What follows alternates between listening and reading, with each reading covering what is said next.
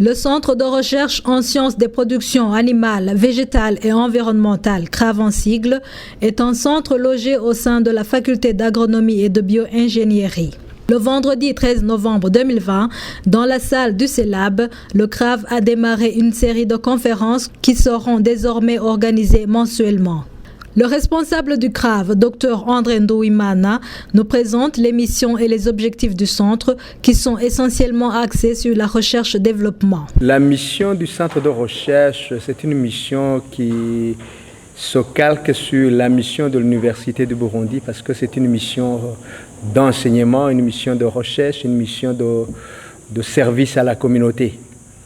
Et nos objectifs, c'est effectivement de faire de la faculté d'agronomie de l'Université du Burundi, donc un pôle d'excellence en matière de recherche et en matière de valorisation des produits de la recherche. Donc nous formons des étudiants, nous les encadrons dans le cadre des stages, dans le cadre des mémoires et nous publions nos résultats de recherche. L'objectif, c'est que quand vous analysez les productions qui ont été faites ici à l'université en termes de mémoire, en termes de recherche, ce sont des résultats vraiment qui sont non pas accessibles à tout le monde. Donc la recherche, c'est en fait un poumon pour le développement. C'est d'ailleurs maintenant on parle de recherche et développement. On ne parle pas de recherche fondamentale, c'est beaucoup plus la recherche développement. Et nous voudrions effectivement valoriser nos recherches. Donc d'abord vulgariser les produits de nos recherches et que les recherches soient appliquées. Donc pour solutionner des problèmes qui se posent au niveau de la communauté. C'est dans cet ordre d'idées qu'une conférence qui traite des fondements physiques, chimiques, microbiologiques et environnementaux de la fertilisation organo-minérale des sols tropicaux acides a été organisée. Le professeur Salvatore Kaweneka expose la problématique de l'acidité des sols tropicaux en général et du Burundi en particulier et propose des voies de solution pour un meilleur rendement agricole. Merci beaucoup et je remercie d'abord la faculté d'agronomie et de bioingénierie de l'Université du Burundi de m'avoir donné l'occasion de partager, d'échanger avec les scientifiques et les non-scientifiques sur cette problématique de l'acidité des sols du Burundi, qui est une problématique connue depuis longtemps. Et c'est une problématique que le Burundi ne partage pas. Ce n'est pas une problématique qu'on retrouve seulement au Burundi, mais dans d'autres pays. Donc les solutions qui peuvent être proposées dans d'autres pays le sont également ici au Burundi. Quelle est la question? La question, c'est que dans les zones de haute altitude, n'est-ce pas, spécifiquement dans les zones intertropicales, l'excès de pluie, la forte pluviométrie dégrade très significativement nos sols en termes de cations basiques qu'on appelle calcium, magnésium, potassium, qui sont lessivés ou érodés ou ruisselés à travers l'érosion. Donc, à la longue, le sol se désature, s'appauvrit en cations basiques, calcium, magnésium. Pour ceux qui ont fait la chimie, les cations basiques, en fait, ils augmentent le pH. N'est-ce pas? Ils diminuent l'acidité du sol, donc ils augmentent le pH. N'est-ce pas? Ce qui veut dire que quand ces cations sont perdus, le sol devient riche en d'autres cations, spécifiquement l'aluminium et le fer, qui, eux, sont plutôt acides. Souvenez-vous, j'ai dit que les cations, calcium, magnésium, sont basiques, n'est-ce pas? Augmentent le pH, donc réduisent l'acidité. Alors que les cations acides comme le calcium et le magnésium augmentent l'acidité, n'est-ce pas? Alors, la solution à l'acidité, c'est d'amener les éléments chimiques, les cations, qui diminuent l'acidité. Ce sont les cations basiques qu'on appelle calcium et magnésium. Voilà la solution.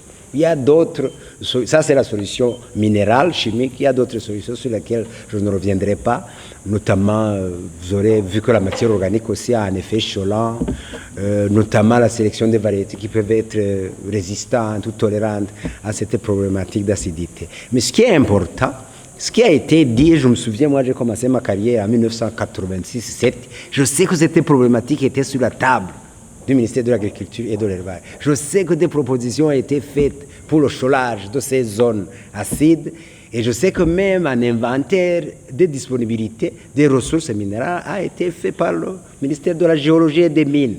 Je vous dirais qu'il y a 600 millions de tonnes de chaux qui sont ici au Burundi, particulièrement au Mosso, dans Rutana, à Busiga, dans Ngozi et dans Rubanda. Donc c'est une solution. Et pour moi, croire qu'une variété miracle peut être produite pour produire sur des sols acides, c'est inconcevable. Moi, je trouve que tout projet en matière d'agriculture devrait d'abord corriger l'acidité des sols, donc mettre les conditions idéales à cette nouvelle variété améliorée de s'exprimer et de produire.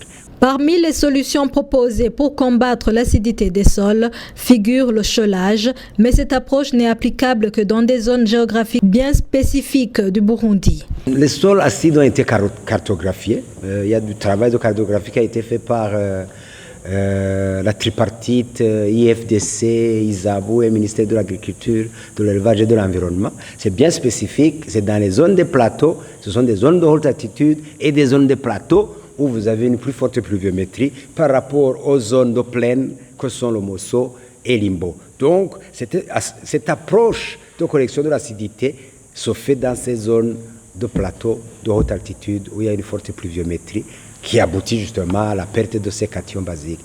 Bien que le CRAV n'ait démarré ses activités qu'en novembre 2017, il a déjà à son actif des réalisations très louables. Ainsi, pour effectuer des recherches dans des domaines non encore exploités par défaut de financement, le CRAV a créé 2 entreprises qui génèrent des revenus. Au niveau du centre, donc, nous doter des moyens de recherche pour continuer et faire de la recherche dans des domaines maintenant qui n'ont pas pu être financés. Je vous dirais par exemple au niveau du CRAV que nous avons déjà 2 entreprises qui ont été créées. Il y a une entreprise, qu'on dit une entreprise en recherche de la biodiversité et écologie appliquée, qui a déjà commencé des activités de production des plantes autochtones, qui a déjà commencé une activité de production mellifère, c'est-à-dire du miel maison, qui a déjà maintenant une production. Ça, c'est d'un côté. On fera des études, mais on gagnera de l'argent qui pourra nous maintenir notre centre fonctionnel. On a une autre entreprise, et c'est une entreprise en recherche au niveau des sciences d'élevage. Et là aussi, on a déjà commencé. Je vous dirais que des activités ont été commencées. À titre d'exemple, on vient de mettre en marche une couveuse qui travaillait avant les années 1996, donc quand les Blancs étaient encore ici. On a des têtes, mais on ne pensait pas qu'on pouvait utiliser nous-mêmes nos capacités pour mettre en marche ces outils. On a fait ça et on a déjà laissé produire des poussins à 100%. Donc les œufs qu'on a utilisés, la machine a travaillé à 100%, donc a réussi. Donc maintenant, nous commençons effectivement à faire cette recherche, développement et dépasser le cadre fondamental, dépasser l'enseignement et générer des ressources qui vont aider le CRAV à fonctionner de façon autonome.